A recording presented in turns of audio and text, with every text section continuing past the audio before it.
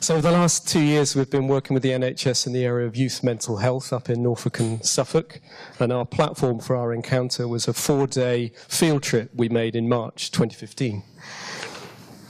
And the day started sitting around a table like and this. Pretty much inviting the people we were working with to lead. So they started the day, but telling us what mental health, to have mental health problems is like. So very much a learning experience, very new to us, new to our students, numbering 8, matching up the number of service users that we were sitting with. It was a very intense morning.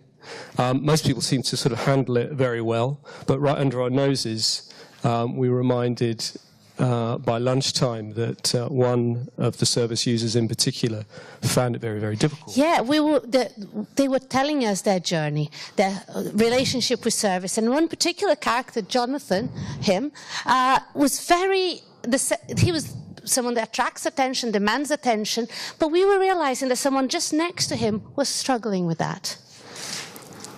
And so it's also brought home the fact that, we had to be conscious about how our students were handling the experience, and we'd refer to that the next day.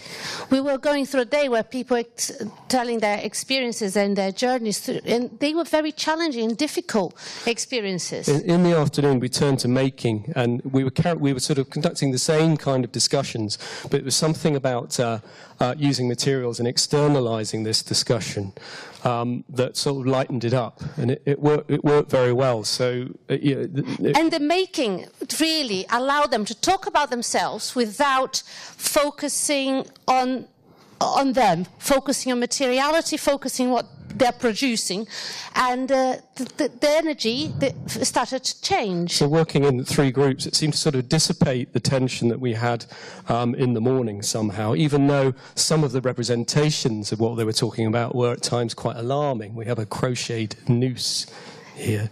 And in the afternoon, we asked them to take us on a tour of their city. We were in Norwich.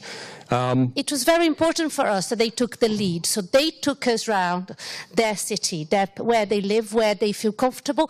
And again, telling us what it's like to be a young person with mental health issues in this place, in this locality. So it was a bright sunny day, but they headed straight for the health centre, which for them they had a very sort of intensely critical relationship with, and had us gathering in a space that it would be hard to imagine that anyone could design anywhere that was sort of less conducive to well-being. The space was, they associated with everything that was negative. They talked about bad experiences in a place that they didn't like. And then after that we came back to the studio, and they took us into another space that was unfamiliar, this time a digital space, online spaces that they use. They took us through a journey of all the virtual spaces a young person goes and where they are attracted to, especially in the most unhappy moments of their lives. So again, very, very intense, more because we're sitting around talking, pointing to a screen, and we became sort of very wary about how our students and the service users were dealing with it.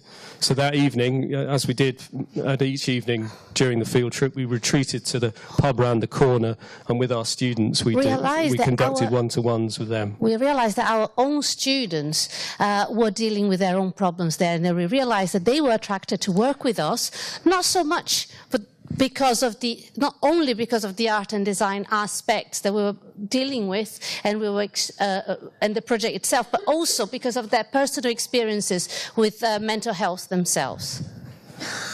On the next day, we turned back to making, and we asked the service users to tell their own story of their experience of access to services and the ways in which they cope. They were all upstairs, so they were like children playing in their room upstairs, and we were downstairs working with service providers. And this seemed to work really well. We left them to it. Our students showed themselves to be very disciplined and resourceful. The groups are now working quite well. We're downstairs distracted by frontline clinicians and psychologists talking about service. And they were doing their work upstairs. And we were very surprised by how by lunchtime, how they appear suddenly They found the dressing up box. They found all of these things in the cupboard. So we've got Luke on the left, one of the service users, and two of our students. So our students and the service users suddenly had this moment in which they let their guards down and they were inventing themselves. And there's no way we could have planned this into the day. Magical moments happen without planning. They happen like this. So Luke just turned up with his face painted. He conducted an interview, which is actually on the UAL YouTube channel, looking like this.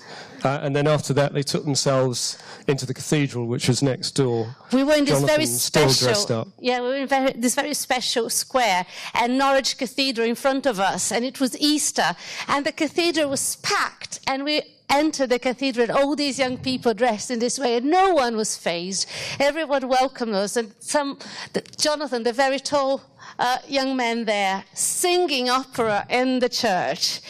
And it was a very special day, and I think that partly happened because it was our last day. And sometimes those magical moments happen because they've been through, a very, very intense 4 days, produced enormous amount of work. And we are about to part. And we took this as a very good sign. And it was important to celebrate that. So we commandeered a chapel next door where we found behind the stairs a piano and where there was also a church organ. So we played on that at a party, showed all the work and shared it. And we can't really explain the magical feeling, but it is something that everything in that room had this energy and was wonderful, was magical. Thank you.